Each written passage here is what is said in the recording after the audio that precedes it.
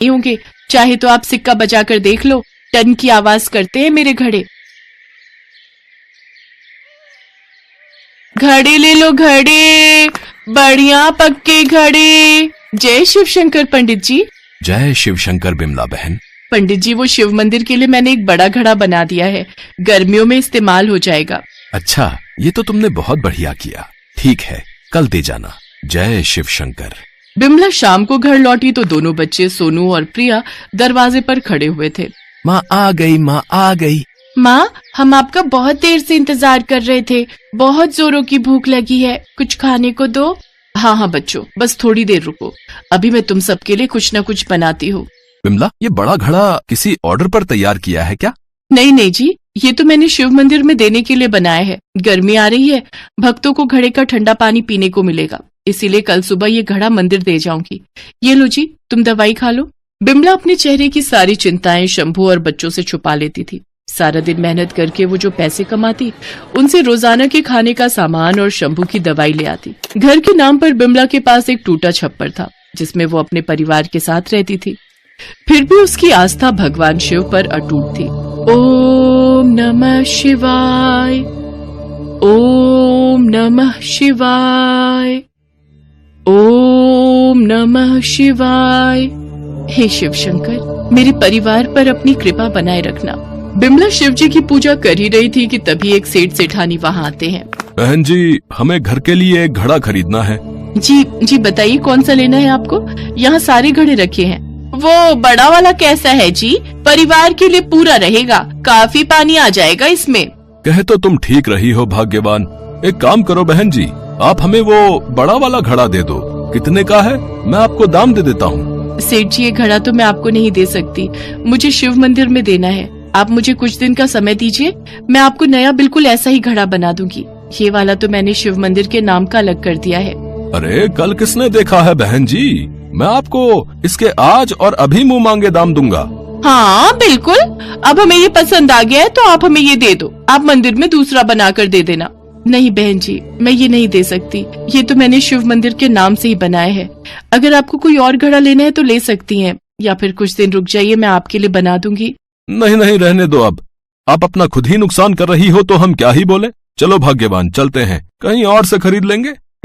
सेठ सेठानी बिना घड़ा खरीदे ही चले जाते हैं। बिमला घड़ा बेच देती तो अच्छे पैसे आ जाते। अब पता नहीं कोई ग्राहक आएगा भी या नहीं।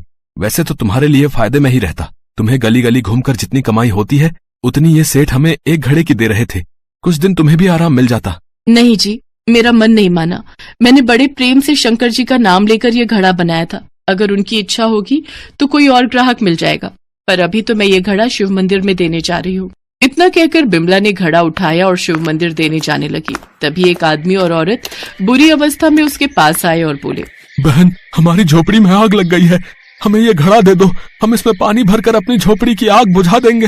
हमारे पास कोई साधन नहीं है, ये घड़ा बड़ा है, इसमें पानी अच्छे से आ जाएगा, हमारी मदद करो।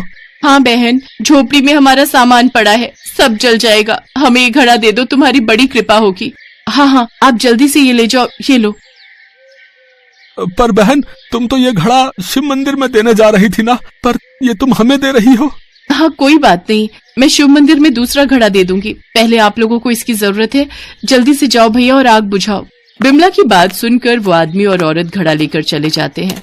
इन्हें कैसे पता कि मैं ये घड़ा शिव मंदिर में देने जा रही हूँ? शायद मंदिर के रास्ते जाते देख लिया होगा। बिमला शिव मंदिर में दर्शन के लिए चली जाती है। पंडित जी, वो घड़ा मैं आपको। हाँ बिमला, वो घड़ा तुमने बहुत ही बढ़िया भिजवाया है। तुम्हें पता है, सोनपुर गांव के जमींदार साहब आज मंदिर में दर्शन के लिए आए थे। उन्होंने जब ये घड़ा देखा तो उन्हें बहुत पसंद आया। वो चाहते हैं कि तुम उनके लिए भी ऐसे 5 घड़े बना कर दो। बिमला पंडित जी की बात सुनकर चौंक जाती है।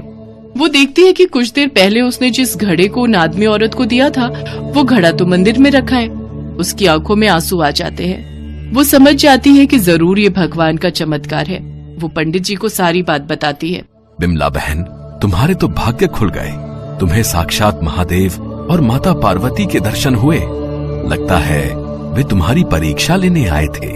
भगवान भोलेनाथ बहुत दयालु हैं। वो तुम्हारी भक्ति से प्रसन्न हुए और देखो, तुम्हारे हाथों का बना हुआ घड़ा आज मंदिर में उपयोग हो रहा है। खुश रहो, सदा खुश रहो। और अब भोलेनाथ की कृपा से देखो, तुम्हें ग्राहक भी मिल गए हैं। अब ऐसे नए घड़े बनाने की तैयारी करो। देखना, तुम्हारे घड़े आसपास के बहुत सारे गांवों में बिकेंगे, क्योंकि अब महादेव और माता पार्वती का आशीर्वाद तुम्हारे साथ है। पंडित जी की बातों को सुनकर बिमला को सचमुच यकीन हो जाता है कि साक्षात भगवान शंकर और माता पार्वती ने उसके जीवन के सारे दुख दूर कर दिए। बिमला सोनपुर गांव के जमींदार साहब के लिए घड़े बनाती है।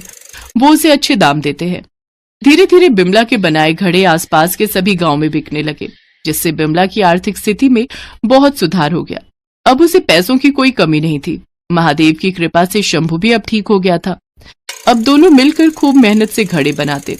उन्होंने एक दुकान भी खरीद ली, जिसमें अब वो घड़ों के साथ साथ मिट्टी के खिलौने और बर्तन भी बेचने लगे।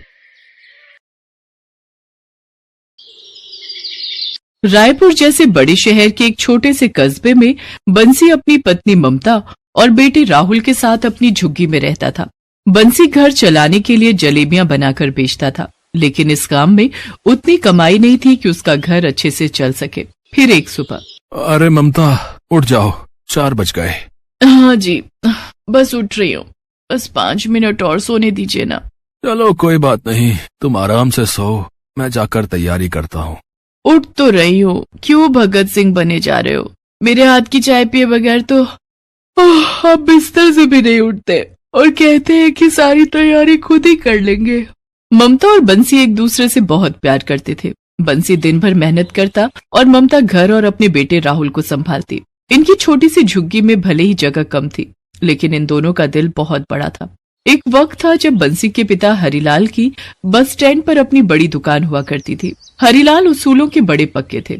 चाहे जलेबी 5 से 10 रुपए महंगी बेचनी पड़े, लेकिन वो कभी भी माल की क्वालिटी से समझौता नहीं करते थे। जबकि इलाके के दूसरे हलवाई खराब और सस्ते सामान से जलेबी बनाकर सस्ते दाम पर ग्राहकों को बेच दिया करते थे, और ऐसा करते हुए वो सब के सब अमीर होते गए, जबकि हरिलाल का काम चौपट होता गया। पहले दुकान गई, फिर एक दिन हरिलाल खुद ही चले गए। बंसी ने अपने पिता के काम को आगे बढ़ाया, लेकिन वो कभी खुद आगे नहीं बढ़ पाया। अच्छा सुनो ममता, देखो मैंने सारा सामान रख लिया है। प्लेटें, चूल्हा, तेल, कपड़ा, पानी, कुछ भूल तो नहीं रहा ना? अरे बंसी महाराज, जलेबी क्या हथेली पर बनाओगे? ओ अच्छा, कढ़ाई तो भूल ही गया। सच में ममता, अगर तुम ना होती तो ये ठेला भी बिक जाता मेरा। जब ममता की शादी बंसी से हुई थी, तब उनके पिता हरिलाल ईमानदारी से अपनी दुकान बचाने में लगे थे। हरिलाल के कई दोस्तों ने उन्हें समझाया कि वो भी बाकी जलेबी वालों की तरह जलेबियों के दाम कुछ कम कर लें, लेकिन हरिलाल हमेशा यही कहते थे कि उन्हें अपने कारीगरों को पैसा देना होता है, और कुछ भी हो जाए लेकिन वो जलेबी में कभी कोई मिलावट नहीं करेंगे। हरिलाल की यही ईमानदारी उन पर भारी पड़ गई। हरिलाल सभी की सेहत का ख्याल करते रह गए और लोग उन्हें लालची और बेईमान समझते रहे। घर चलाने के लिए दुकान बेचनी पड़ी और वो बंसी के लिए छोड़ गए एक ठेला और जलेबी बनाने का हुनर। अरे शंभू, कैसे हो भाई? बस भैया, राम राम। राम राम। पता है आज क्या हुआ? मैंने ठेले पर सारा सामान रखा और कढ़ाई रखना ही भूल गया। अच्छा, इतनी जल्दी बुढ़ापा आ गया क्या है? हाँ, लगता तो ऐसा ही है। वो तो तुम्हारी भाभी ने याद दिला दिया, वरना जलेबी के हाथ पर बनाते। हाँ, तुम्हारी भाभी भी यही कहने लगी। शंभू और बंसी बचपन से दोस्त थे। दोनों अपने ठेले आसपास ही लगाते थे। बंसी जलेबी बेचता था और शंभू आलू के पराठे। दोनों दोस्तों में खूब पड़ती थी। बंसी की ही तरह शंभू का भी एक बेटा था जिसे बंसी बहुत प्यार करता था। हर रोज स्कूल से लौटते हुए रोहित बंसी से मिलकर ही घर जाता था और बंसी उसे बड़े ही प्यार से जलेबियां खिलाता था। दूसरी तरफ शंभू भी ममता और राहुल के लिए बढ़िया आलू के पराठे भिजवा देता था। फिर एक दिन, अरे भाई शंभू, किस सोच में डूबे हो? कुछ नहीं भाई, ऊपर वाले का खेल देख रहा हूँ। अरे पर हुआ क्या, ये तो बताओ। सामने वो शोरूम देख रहे हो? अरे यार, फिर से वही बात। कितनी बार कहा है इस तरफ ध्यान मत दिया करो भाई। नहीं भाई, इतनी भी कोशिश करूं नजरें चली ही जाती हैं उसकी तरफ। जब भी उस शोरूम को देखता हूँ बस पुराने दिन याद आ जाते हैं। यहाँ कभी तुम्हारे पिताजी की बड़ी दुकान हुआ करती थी। हर वक्त ग्राहकों की भीड़ लगी रहती थी और मेरे पिताजी भी तो उनके पास ही मुंशी थे। सारा दिन हिसाब लगाते रहते थे और हम दोनों कितनी मस्ती करते थे। लेकिन अब सब बदल गया भैया। कुछ नहीं बदला शंभू, हम तब भी दोस्त थे और आज भी दोस्त हैं। हाँ, पहले हम लंगोटिया यार थे और अब फटी लंगोट वाले यार हैं। इस बात पर दोनों जोर से हंसने लगे कि तभी बंसी की दुकान पर एक ग्राहक आया। भैया जलेबी क्या भाव दी? भाई साहब 180 रुपए किलो, अब बिल्कुल ताजी, एकदम बढ़िया। भाई दूसरी दुकानों पर तो 150 रुपए किलो मिल रही है, तो फिर तुम इतनी महंगी क्यों दे रहे हो? भाई साहब मैं अपनी जलेबियों को बनाने में एक एक चीज बढ़िया इस्तेमाल करता हूँ, मैदे से लेकर तेल तक। अब आप एक बार चक्कर तो देखो। लाओ जरा चखाओ फिर।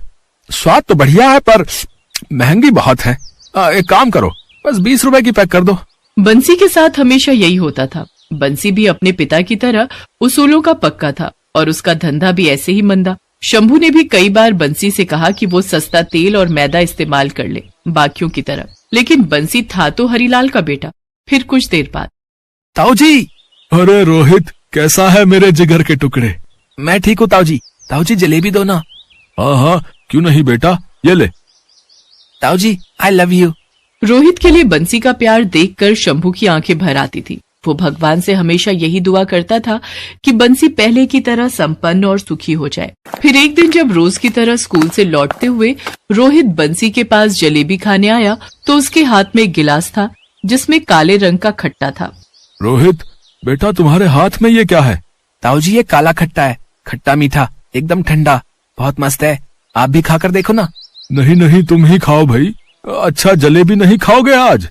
ताऊ जी पहले खट्टा खाऊंगा फिर आपकी जलेबी। अच्छा ठीक है, आओ मेरे पास यहाँ बैठकर खाओ। जैसे ही बंसी ने रोहित को गोद में उठाया उसके हाथ से काले खट्टे का ग्लास जलेबी बनाने के घोल में गिर गया। हल्का गुलाबी मैदा फौरन काला हो गया। तभी शंभू चीखा, अरे बंसी भैया संभाल के। ओफो ये क्या हो गया? सॉरी ताऊ जी, वो गलती से गिर गया मुझसे। इधर आ तू, इधर आ, अभी बताता हूँ तुझे। जाने दो शंभू, क्या कर रहे हो, बच्चा है। कोई बात नहीं रोहित, तुम घर जाओ। लेकिन भैया ये तो सारा का सारा घोल ही खराब हो गया। तो क्या हो गया बंसी, तुम तो ऐसे चिंता कर रहे हो जैसे सारे लोग मेरे ही ठेले पर टूट पड़ने वाले हैं। पर भैया नुकसान तो हो गया ना। ताऊ जी मुझे माफ कर दो। नहीं बेटा चुप हो जाओ, तुम्हारी कोई गलती नहीं। आओ तुम मेरे पास बैठो। बंसी ने रोहित को तो माफ कर दिया, लेकिन उसकी समझ में ये नहीं आ रहा था कि अब वो करे क्या। वो पूरे घोल को फेंकने के बारे में सोच ही रहा था कि तभी रोहित ने उससे कहा, ताऊ जी एक बात बोलूं? चुप रह तू, वरना अभी यही मार खाएगा। शंभू तुम चुप रहो। हाँ रोहित बोलो बेटा। ताऊ जी अगर आप इसी घोल से जलेबी बनाओगे तो मस्त काले रंग की खट्टी मीठी जलेबी बनेगी। मुझे लगता है उनका स्वाद बहुत ही अच्छा होगा। रोहित की बात सुनकर शंभू को गुस्सा आ गया और वो चीखते हुए बोला, ओए तू भाग यहाँ से, वरना अभी मार मार कर तेरा पराठा बना दूंगा। रोहित मार के डर से वहाँ से भाग गया, लेकिन बंसी अब भी रोहित की कही बात के बारे में ही सोच रहा था। क्या सोच रहे हो भैया? वैसे रोहित ने अच्छा आइडिया दिया है, ऐसा करके देखें क्या? ओहो भैया आप भी कहाँ उस बुद्धू की बातों में आ रहे हैं। जलेबियां भी कभी काली होती हैं क्या? इस घोल को वैसे भी फेंकना ही है, तो क्यों ना एक बार कोशिश करके देख ही ली जाए। इतना कहकर बंसी ने उसी काले घोल से जलेबियां बनाई। जब जलेबियां बन गईं तो वो बिल्कुल अलग दिख रही थी क्योंकि उनका रंग काला था। बंसी ने एक प्लेट में वो जलेबियां रखकर शंभू को दी और कहा, अब लो भाई जरा चक्कर तो बताओ। भैया आइडिया तो सही दे गया लड़का, सच में कमाल हो गया। क्या मजेदार जलेबी बनी है, पहले खट्टा खट्टा और फिर पूरा मुंह मीठा हो गया। लो ना तुम भी खा के देखो। शंभू के कहने पर बंसी ने जलेबी चखी और उसकी आंख में आंसू आ गए। वाकई उन काली जलेबियों का स्वाद बहुत अलग और बढ़िया था। तभी एक ग्राहक बंसी के ठेले पर आया। अरे ये जलेबी जल गई है क्या? जली नहीं है भैया, जलेबी स्पेशल है, काली जलेबी रायपुर वाली। अच्छा तो लाओ चखाओ तो जरा। ये लीजिए। अरे बाप रे, गर्दा उड़ा दिए रे दद्दा, कसम से ऐसी अनोखी जलेबी पहले कभी नहीं खाई। क्या हिसाब दी वैसे? 180 रुपए किलो। अच्छा तो भैया जितनी बना सको उतनी बना कर दे दो, घर पर दिल्ली से मेहमान आए हैं, रायपुर की स्पेशल काली जलेबी खाएंगे तो हमेशा याद रखेंगे। ग्राहक की बात सुनकर शंभू और बंसी के चेहरे पर मुस्कान आ गई। दोनों ने मिलकर ढेर सारी जलेबियां बनाई। धीरे धीरे बंसी की ये अनोखी काली जलेबियां दूर दूर तक मशहूर हो गईं और मिठाई के तौर पर लोगों की पहली पसंद भी बन गई। लेकिन फिर भी बंसी ने अपनी जलेबियों के दाम नहीं बढ़ाए, क्योंकि भले ही अब उसका धंधा बढ़िया चल रहा था, लेकिन था तो वो अब भी अपने उसूलों का पक्का ही। Best buddies